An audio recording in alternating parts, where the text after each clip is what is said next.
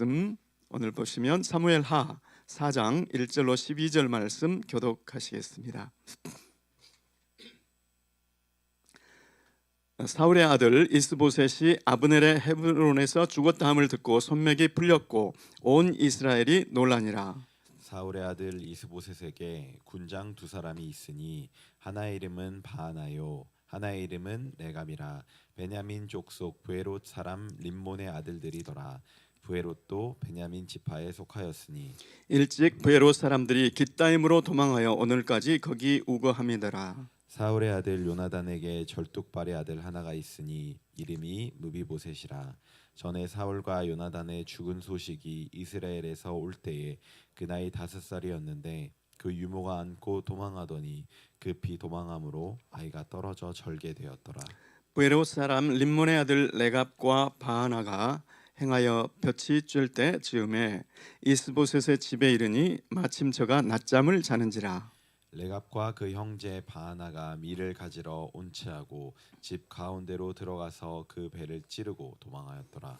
저희가 집에 들어가니 이스보셋이 침실에서 상 위에 누웠는지라. 저를 쳐 죽이고 목을 베어 그 머리를 가지고 밤새도록 아라바 길로 행하여 헤브론에 이르러 다윗 왕에게 이스보셋의 머리를 드리며 고하되 왕의 생명을 해하려 하던 원수 사울의 아들 이스보셋의 머리가 여기 있나이다. 여호와께서 오늘 우리 주 대신 왕의 원수를 사울과 그 자손에게 갚으셨나이다. 다윗이 브에롯 사람 림몬의 아들 레갑과 그 형제 바하나에게 대답하여 가로되 내 생명을 여러 환난 가운데서 건지신 여호와의 사심을 가리켜 맹세하노니 전에 사람이 내게 고하기를 사울이 죽었다 하며 좋은 소식을 전하는 줄로 생각하였어도 내가 저를 잡아 시글락에서 죽여서 그곳으로 그 기별의 갚음을 삼았거든. 하물며 악인이 의인을 그 집 침상 위에서 죽인 것이겠느냐. 그런즉 내가 저의 피 흘린 죄를 너희에게 갚아서 너희를 이 땅에서 없이 하지 아니하겠느냐 하고 소년들을 명함에 곧 저희를 죽이고 수족을 베어 헤브론 못가에 메어 달고 이스보셋의 머리를 가져다가 헤브론에서 아브네의 무덤에 장사하였더라. 아멘, 아멘. 예, 저는 오늘 진짜 좋은 소식인가라는 제목으로 말씀의 은혜를 나누고자 합니다. 예, 진짜 좋은 소식인가? 부제 김치국부터 마시지 마라. 네, 여러분 이제 베냐민 지파 사람 중에 두 사람의 군 지휘관이 있었습니다. 레갑과 바하나라는 사람이 아브넬이 죽었다는 소식을 듣고 이스보셋을 나라도 보호해야 되겠다 이렇게 생각한 것이 아니라 그 형제가 이스보셋을 죽이고 그 머리를 들고 칭찬받을 줄로 알고 다윗에게로 갔는데 다윗이 무죄한 자의 피를 흘린 너희여 하고 그 죄를 정하고 즉결 처형에 넘긴 것을 기록하고 있습니다. 여러분 4장 1절 말씀에 보시면 사울의 아들 이스보셋이 아브넬의 헤브론에서 죽었다 함을 듣고 손맥이 풀렸고 온 이스라엘도 놀랐다 이렇게 기록이 되어 있습니다. 아브넬은 사울 왕가의 실세였고 군의 총지휘관이었습니다.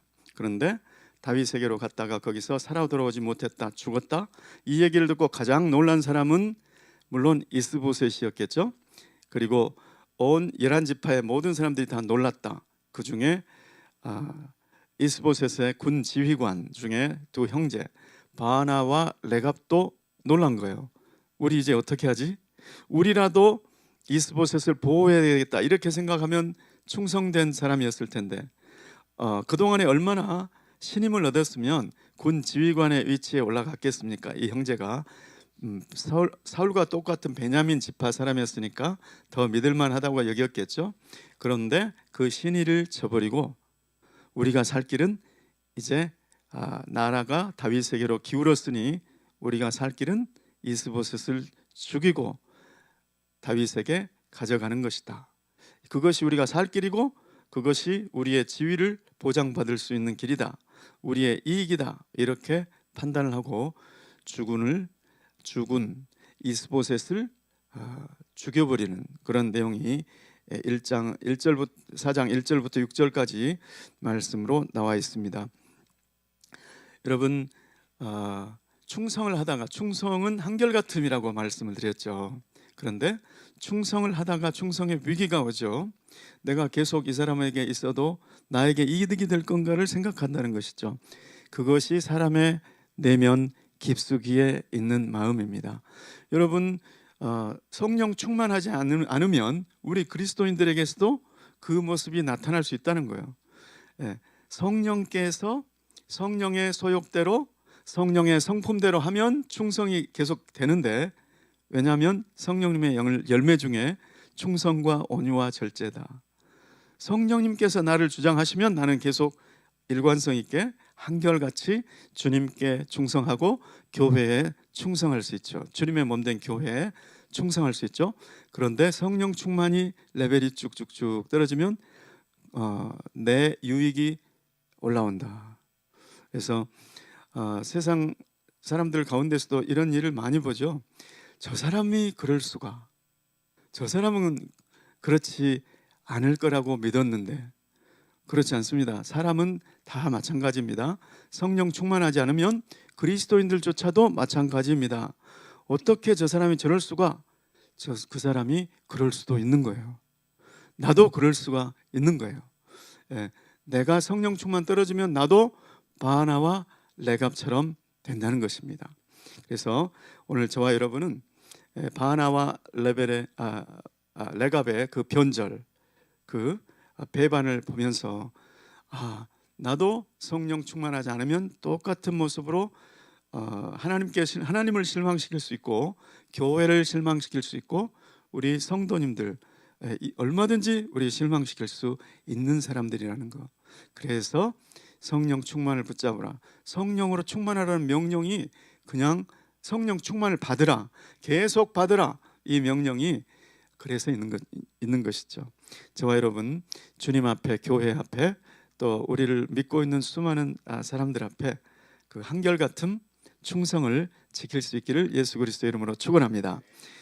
아무튼 믿었던 그 두 군 지휘관 바나와 레갑에 의해서 이스보셋이 죽죠.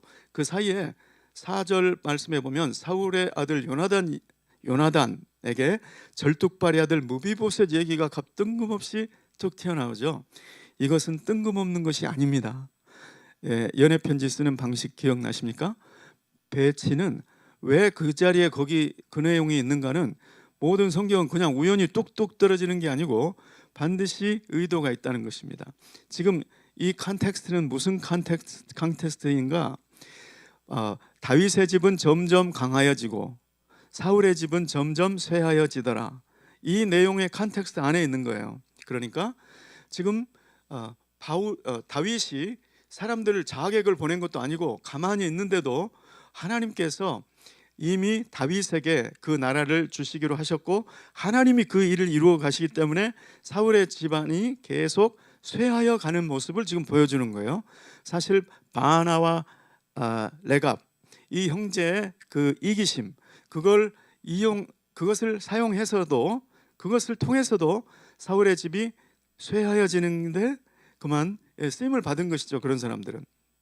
그런데 그 남은 사울 가문의 남은 사람이 누구냐?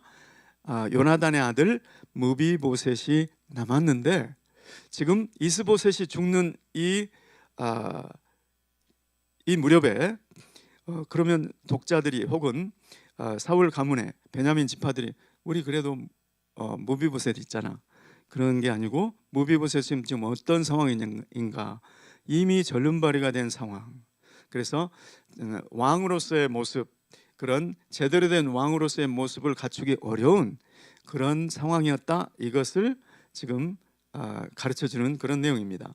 자, 그래서 그 바나와 레갑이 그 이스보셋의 머리를 들고 밤새 아라바 광야를 달려서 다윗의 진영에 가서 다윗이여, 당신을 대적하던 원수 사울의 아들 이스보셋의 머리를 가져왔습니다 하고 다윗에게 드리는 거죠. 이 사람의 마음은 지금 그 원수 사울의 아들 이스보셋의 머리를 가지고 나타나면 다윗이 좋아할 줄 아는 거죠. 다윗에게 칭찬을 받을 줄 아는 거죠. 다윗에게 한 자리 얻을 줄 아는 거죠.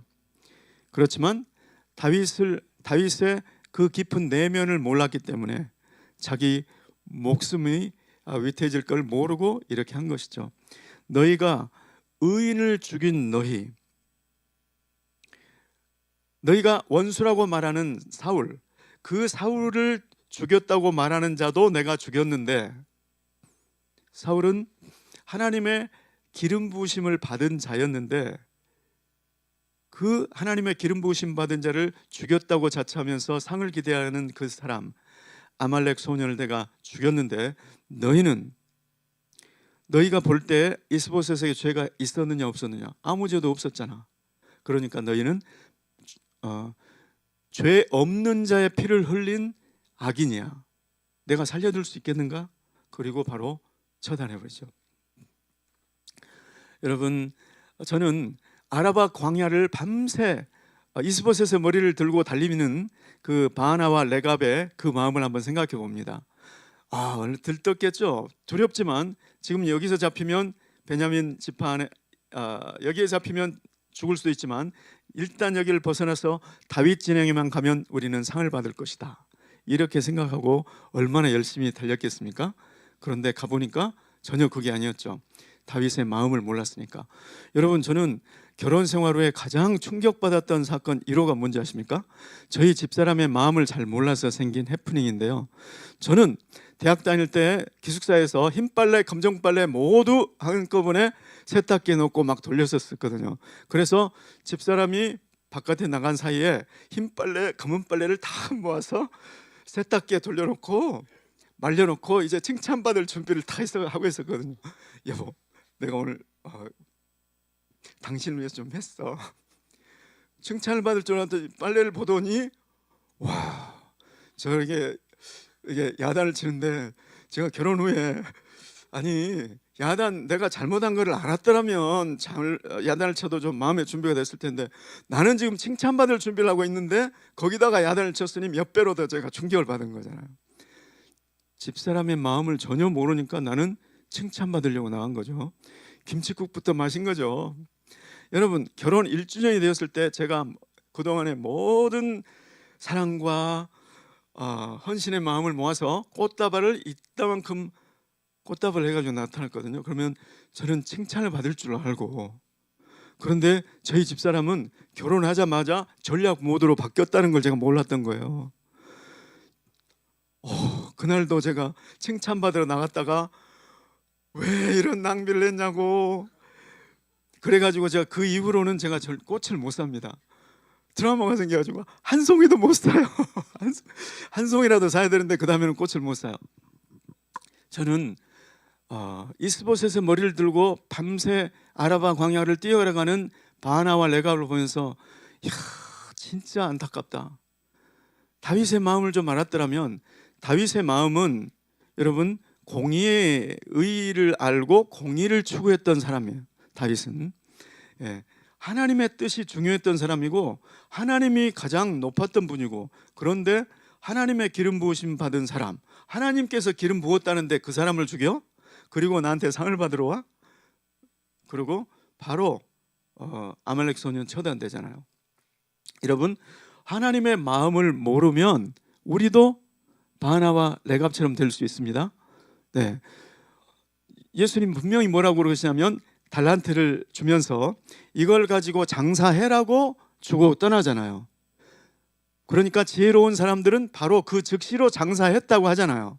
그런데 한 달란트를 받았던 그 사람은 그걸 꼭꼭 묻어놓잖아요. 그리고 이제 그거라도 돌려드리니까 이거 다행 아닙니까? 이거 잘한 거 아닙니까? 그렇게 나타나잖아요. 그런데 주님의 마음을 전혀 모르니까 김칫국부터 마치는 거죠. 여러분, 현진건의 소설에 보면 약가와 정조라는 조그만 단편 소설이 있죠. 돈이 너무 없어서 남편을 살리기 위해서 정조를 팔아서 약을 살 수밖에 없었다. 어떻게 생각하면 참 가슴 아픈 일이죠.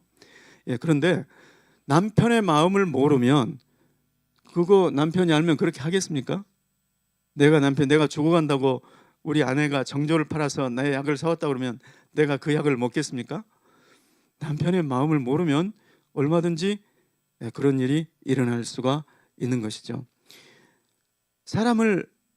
이 사람을 상처 주면서 저 사람을 그걸 빼가지고 가서 사랑한다고 하면 이게 사랑이 되겠습니까? 이게 주님께서 기뻐하시는 사랑일까요? 그럴 수가 없죠. 그런데 주님의 마음을 모르면 이 사람이 조금 상처받더라도 이 사람을 사랑하다 보니 이렇게 된 거니까 합리화될 수가 없습니다. 예. 주님은 잃어버린 영혼을 찾아오랬지, 잃어버린 영혼을 찾아오랬지, 잃어버린 영혼, 길 잃은 영혼. 그런데 다른 교회에 잘 다니고 있는 사람들을 데리고 오면 되겠어요, 안 되겠어요? 말도 안 되는 이야기입니다.